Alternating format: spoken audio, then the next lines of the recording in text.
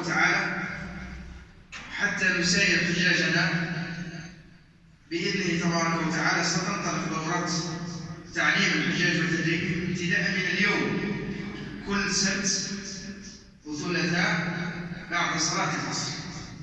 في إطار البرنامج المسطر بطرف وزارة الشؤون الدينية والأوقاف من أجل حجاجنا الميامين، انطلقت اليوم بمسجد طارق بن زياد دورة تدريبية ودروس مسائية لفائدة حجاج بلدية البيرين.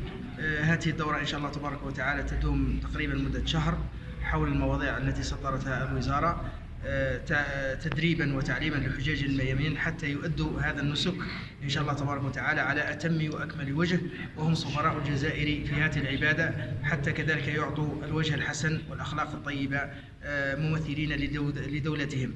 هذه الدورة إن شاء الله تبارك وتعالى تكون كل يوم سبت وثلاثاء حسب البرنامج قلنا المسطر وفق وزارة الشؤون الدينية والأوقاف. نسأل الله تبارك وتعالى أن يبلغ حجاجنا الميامين وأن يجعل حجهم حجا مبرورا وذنبهم ذنبا مغفورا وسعيهم سعيا مشكورا، وأن يجعلهم سفراء الجزائر في هذه العبادة العظيمة.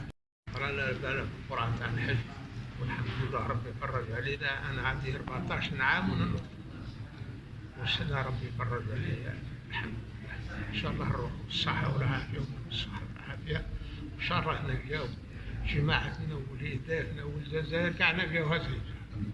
إن شاء الله ربي يكبر لنا الأجر.